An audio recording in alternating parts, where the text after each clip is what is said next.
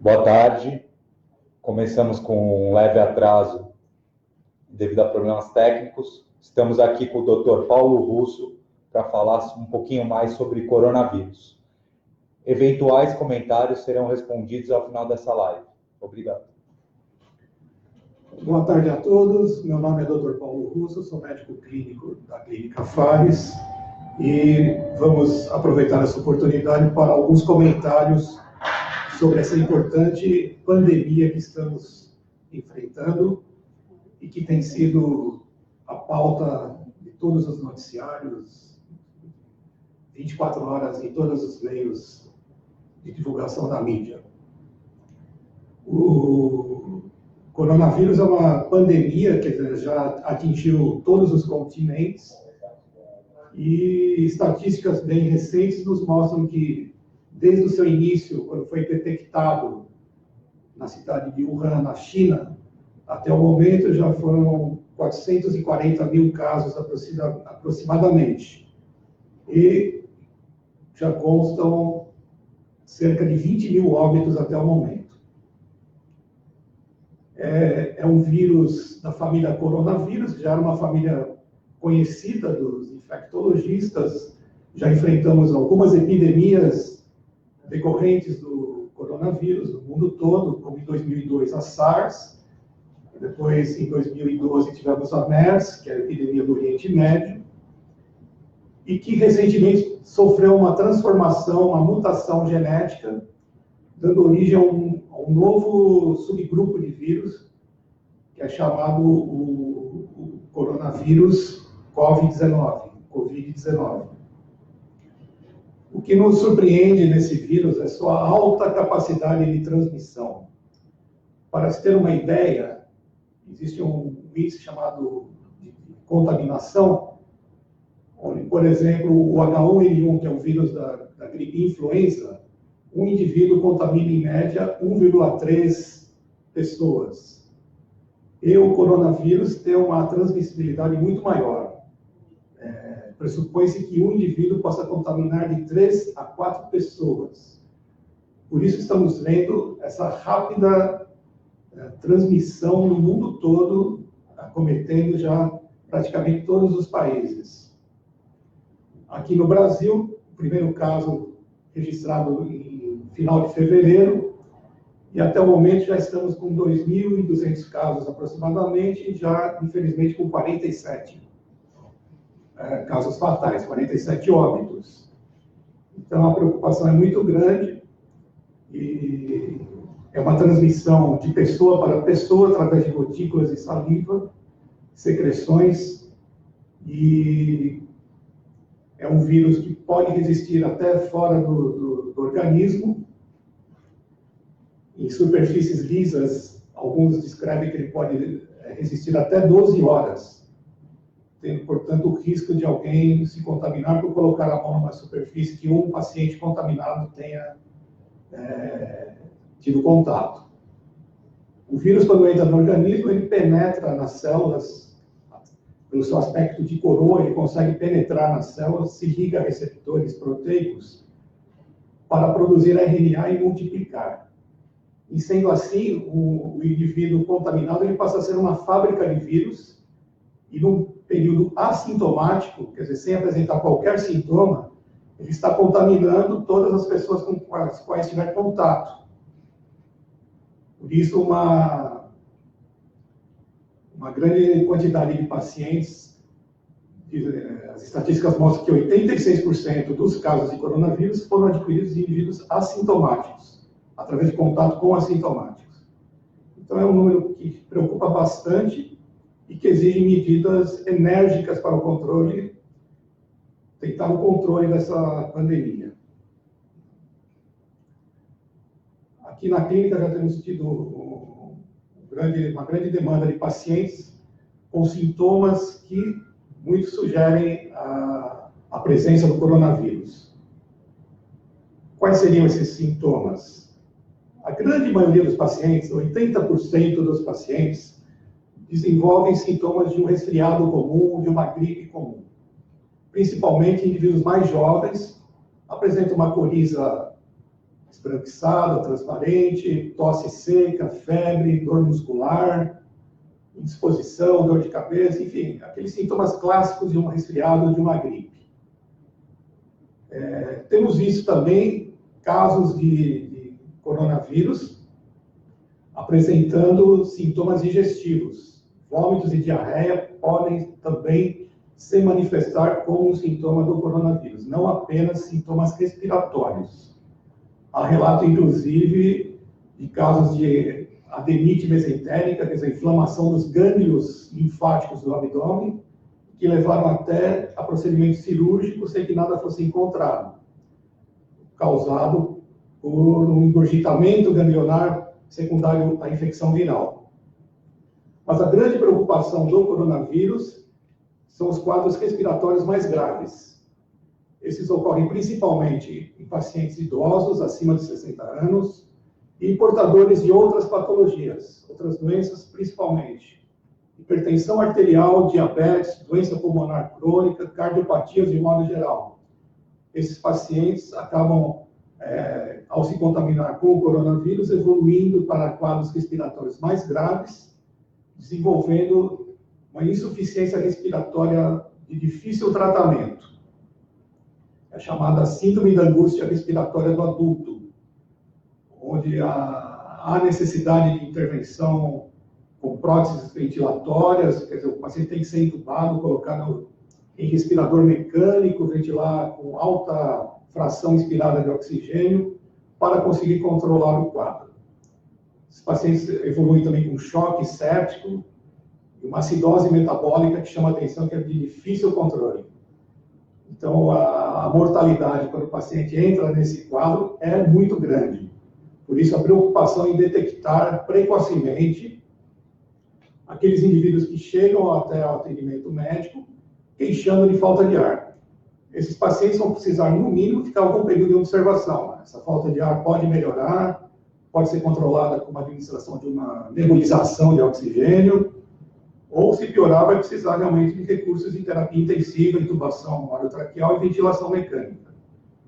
Por isso, as recomendações que podemos dar é que o paciente com sintomas gripais leves, uma coriza, uma tosse seca, uma dor muscular, que ele fique em casa, ele não precisa nem procurar um atendimento médico.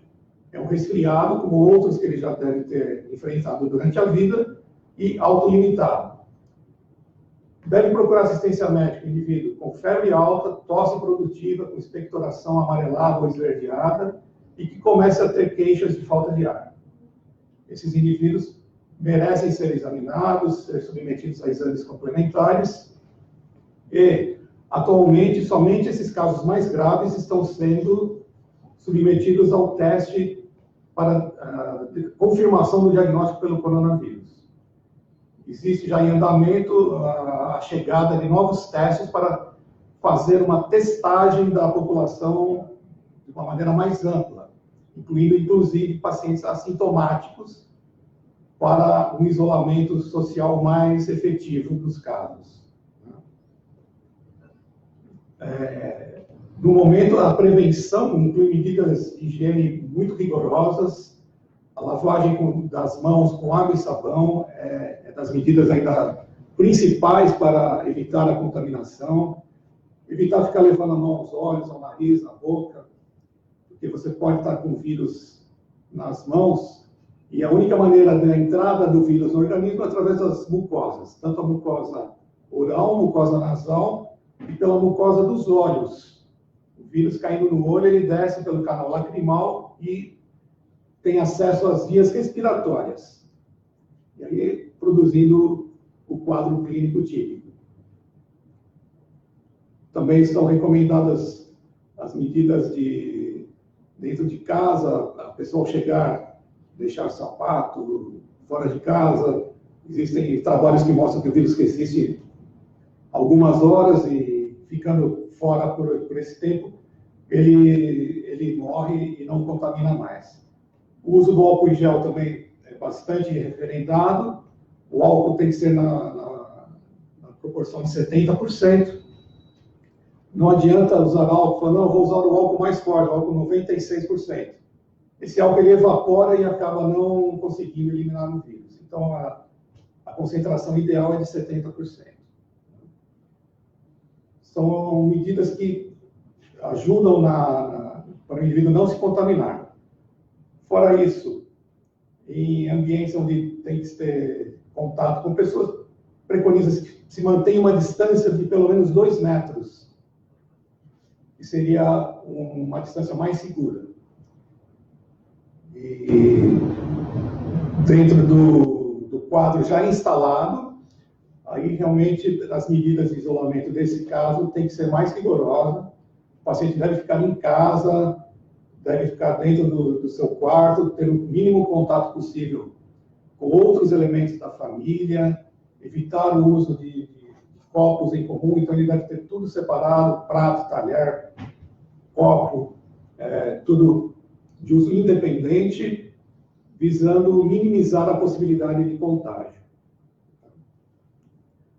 Então, a princípio, são essas as principais recomendações, e o principal é que o indivíduo com um sintoma gripal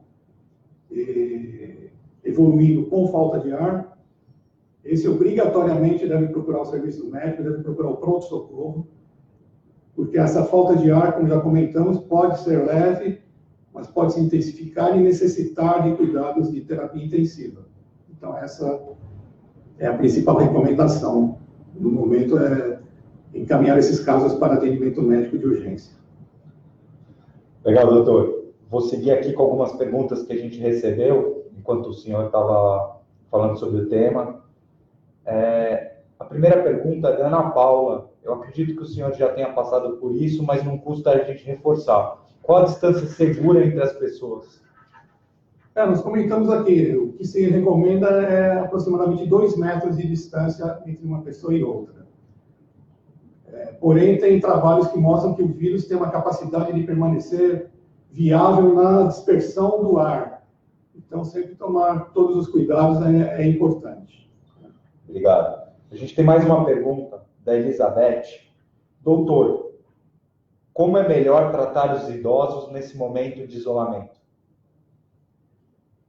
Bem, os idosos eles têm que realmente ser convencidos de que devem ficar em casa e devem receber uma boa alimentação e uma boa hidratação. Isso é fundamental.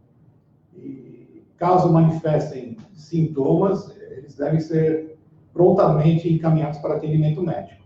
É um grupo de risco e que merece ser examinado já mediante qualquer sintoma. Mais uma pergunta agora da Kellen. Doutor, o corona tem alguma relação com a gripe?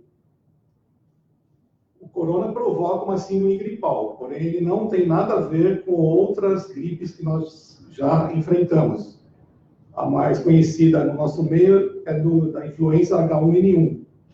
Ela é um outro tipo de vírus, também provoca uma síndrome gripal que levou a uma mortalidade grande, mas não tem nada a ver com o coronavírus.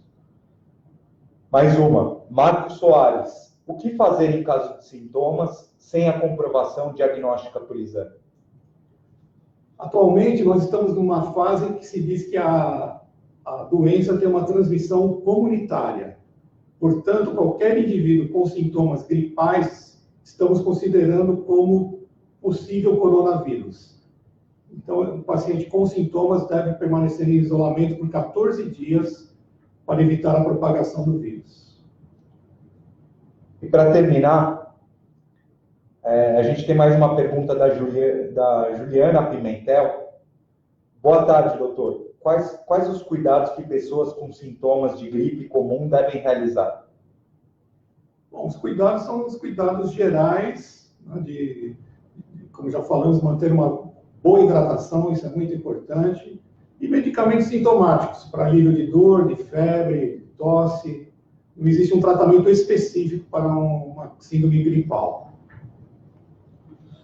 Obrigado. A gente está encerrando a live por hoje. Amanhã, nesse mesmo horário, às 12h30, estaremos de volta.